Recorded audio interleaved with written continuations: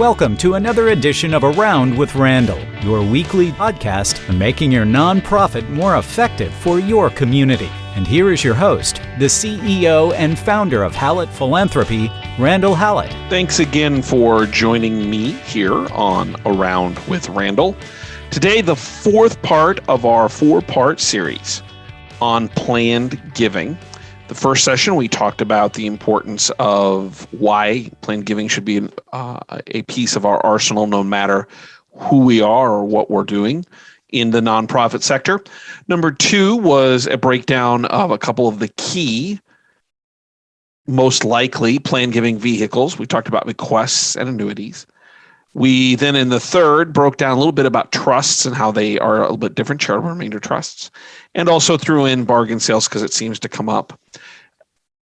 In this edition, we're going to talk about 5 or 6 different issues that surround planned giving and why sometimes I think we make this more challenging. And maybe these are really tactical things that you need to have kind of ready to go as a part of this process. So that'll include things like a gift acceptance policy, who are the most likely people to want to think about planned giving in your world.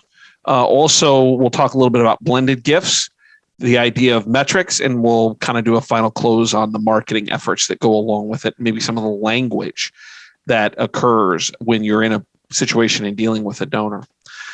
The idea is to give you a couple things to check mark and maybe to add to your quiver, arrows in that quiver that you can pull out at appropriate times. And that will then conclude this series on planned giving. So let's start with a basic premise. I've said this for many years. I don't view planned giving as a separate revenue stream in terms of how we view philanthropy. Planned giving is a subset of major or principal gifts. Part of the problem is philosophical in that we try to segment it because it looks and feels so differently.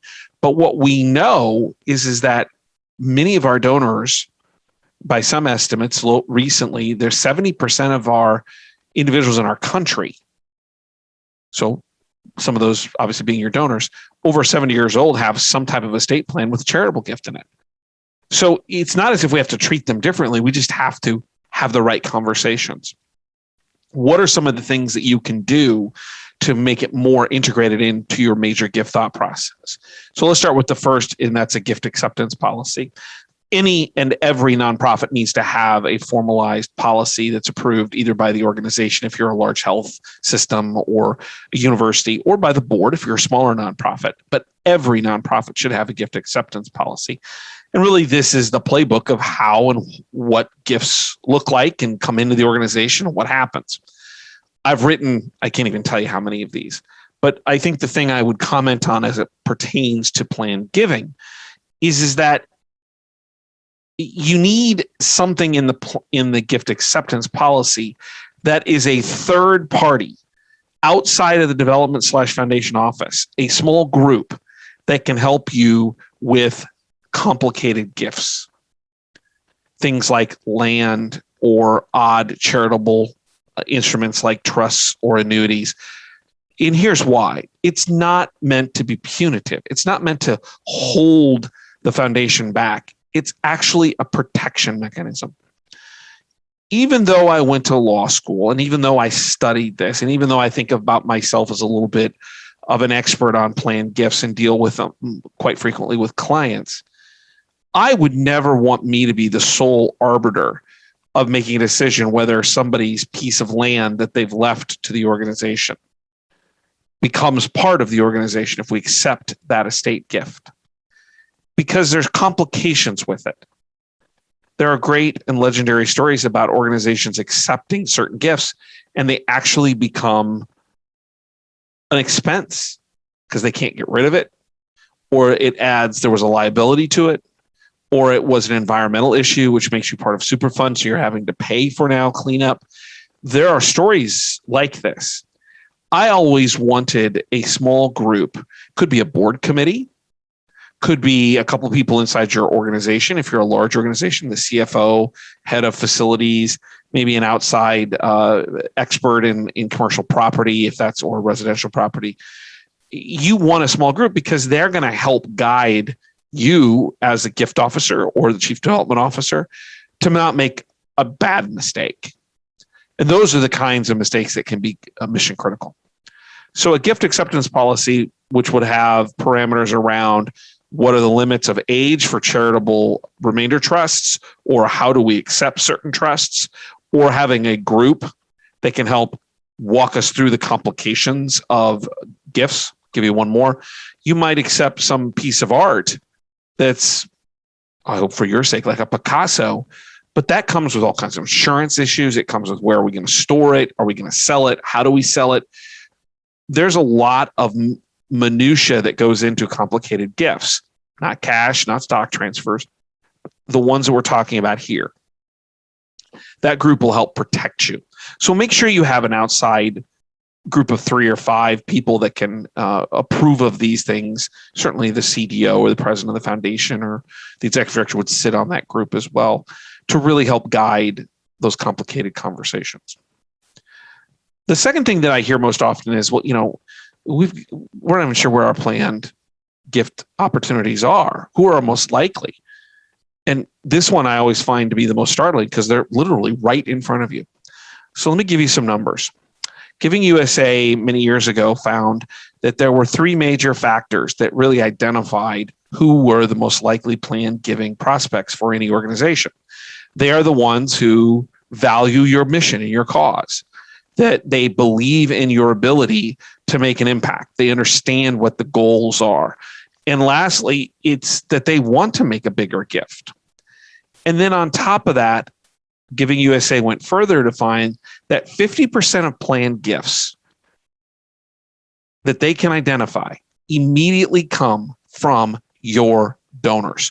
They are people who have made either a certain number of gifts or gifts over a certain period. Stelter, which is a planned giving company in Des Moines, Iowa, who I've been affiliated and knowledgeable about for, almost 25 years. Larry Stelter always talked about that the most likely planned giving opportunity are people who have made smaller gifts to your organization over a longer period of time. They don't have to be the biggest donors. They're the most consistent donors. There's something about what you do in this that is critical to their being. That's why they keep making these gifts.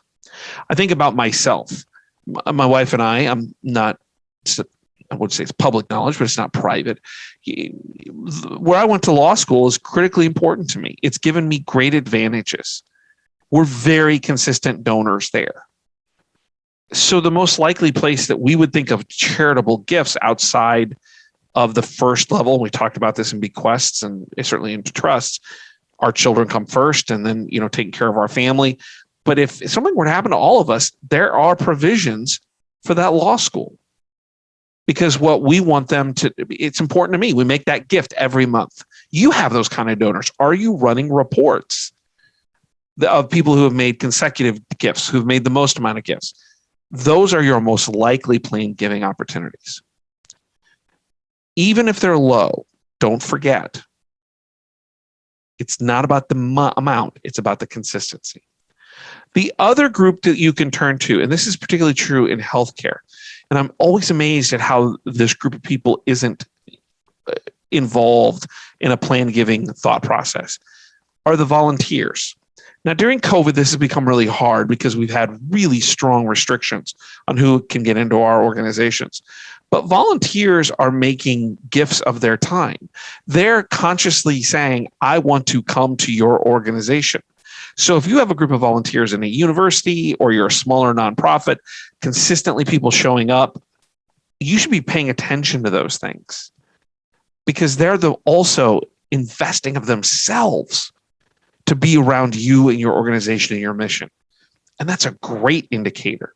So it's those consistent donors and those volunteers, easy pickings in terms of figuring out those opportunities very quickly.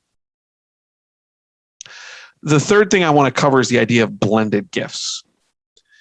This is one that has been discussed more and more, but frankly isn't executed very well. A blended gift is nothing more than a gift of cash or some type of immediate transfer of assets, cash, stock, and paired with a planned gift. I can give you $10,000 today, but I need to give you the other 90 for the $100,000 gift as a part of my estate. Particularly when you get into major gifts, people want to maximize that impact. They want to make a difference. And what we have to do is give them that opportunity. Many gift officers I've dealt with have come back from various donor meetings. We've talked about strategy, and they come back and say, gosh, they really wanted to do it, but they couldn't. They were a little concerned about how much money it would be immediately, and their situation wouldn't allow them to do it. And my first question every single time is, well, they indicated they wanted to do more. Did you bring up a deferred opportunity, planned gift? And it's probably 99.9% of the time the answer is, well, no. I'm like, they told you how important your organization was. All you had to do is add something like, well, I would never want to do anything that would cause financial harm, but there may be another option. If you really like this level of giving, could we add something into your estate that would pay off the remainder upon you not needing it anymore? It's interesting how often people aspire to the more, and yet we become the challenge or the hurdle for them to get there. Every major gift, nearly every major gift, should have at least some thought of a blended component, at least as a mention, at least as an option. And most of the time, it's just the opposite. We don't even consider it. Blended gifts, when you make the ask, always say, and if you sense that this is not a cash opportunity or a total in cash, we have another way of doing this. If this is that important to you, and that will lead you down a path of another conversation. This also then bleeds into the idea of metrics. So the fourth thing I want to bring up is how metrics need to be set up to support the idea of planned giving.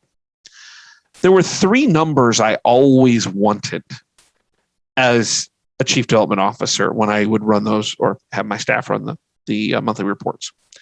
And then I would have that conversation with the CFO and with the CEO, my boss, and the board. There was accounting. There was counting, and there was cash. So let me pick these apart for just a second, because the first and the third are really easy. Accounting is how finance, through accounting standards, is going to count gifts. Pledges count this year. Estate gifts, unless they're irrevocable, meaning they're permanent, generally do not count. A young CDO will fight this, and they will lose every time because accounting has parameters set by national standards, and there's no real variance or variation. On that same vein, if we go to the third, which was cash, that's easy. How much cash came into this year? How much cash did we account for? And cash could also include publicly traded instruments, things that we were going to show and be able to be used almost immediately.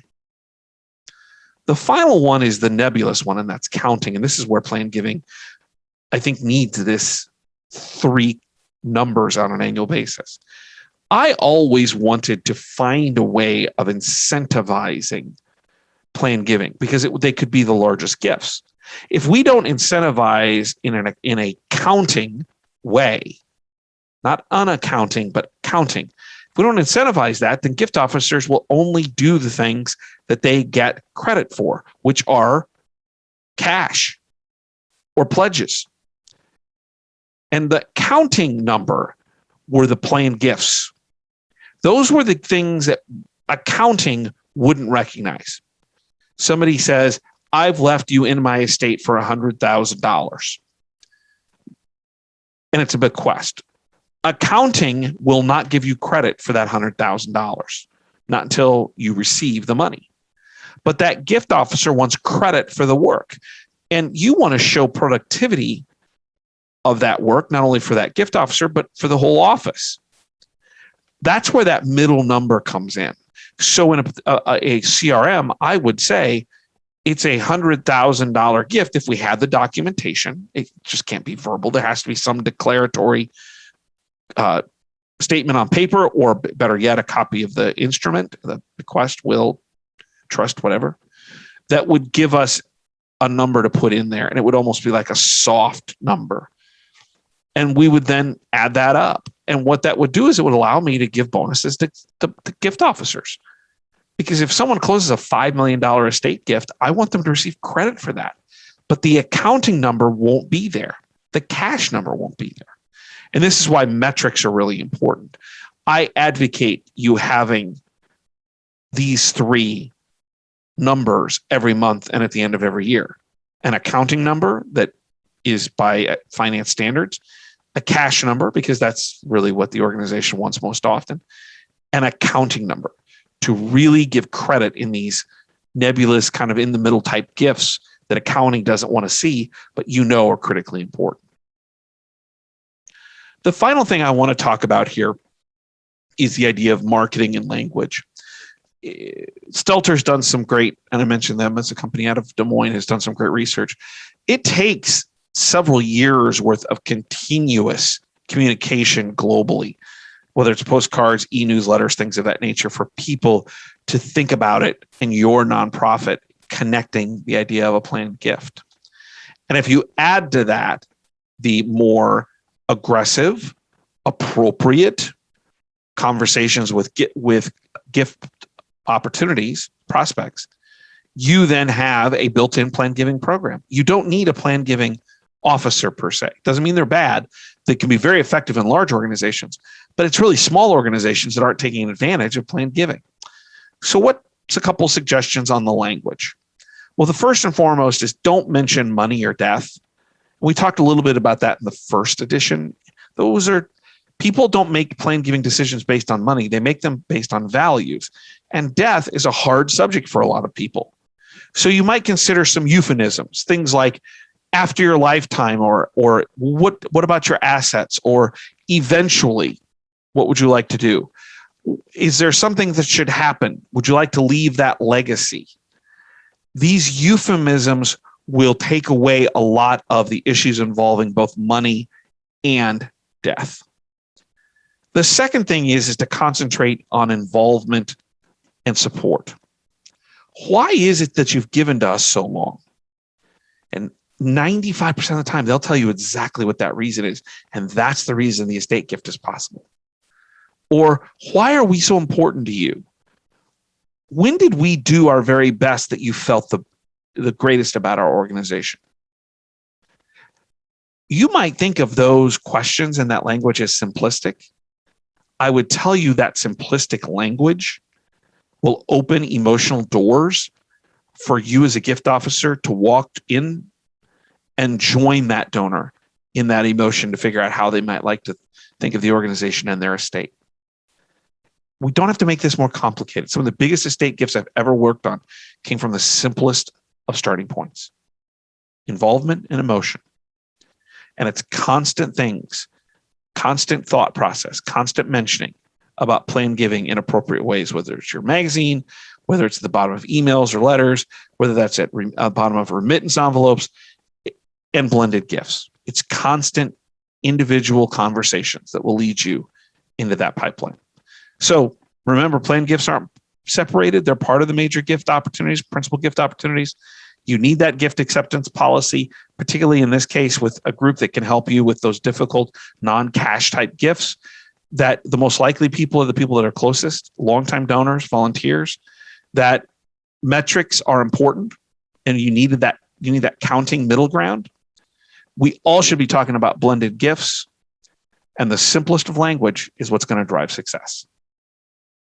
Part 4 of our planned giving. And this is just a highlight. Tough to do it all in 4 15 to 20 minute podcasts. Hope this gives you a better sense of what's possible for your organization. Don't forget to check out the website. That's hallettphilanthropy.com. If you'd like to send me an email, that's podcast@hallettphilanthropy.com. Or if you think what I said was no good or you didn't agree, that's Reeks, REEKS @hallettphilanthropy.com. Also recommend you check out the blogs, 2 or 3 a week, 90-second reads about what's going on in the world, maybe give you something to think about, challenge your day, maybe think about the world or your work just a little bit differently. Don't forget, what you're doing is critical. Nonprofit work is all about changing the world. That's what philanthropy means, love of mankind. How do I make the world a better place? It doesn't mean money. And I hope you feel that, which brings me to my favorite saying, so I conclude every podcast. Some people make things happen. Some people watch things happen. Then there are those who wondered what happened. At the end of the day, philanthropy is about people making things happen. Those of us who work, those that give, for those, who are wondering what happened. And I don't know a better way to live life. I don't know a better way to wake up every morning thinking, gosh, I'm making a difference. And I hope you feel the same. I'll look forward to being with you next time, right here on Around with Randall. Thank you for your time today. And don't forget, make it a great day.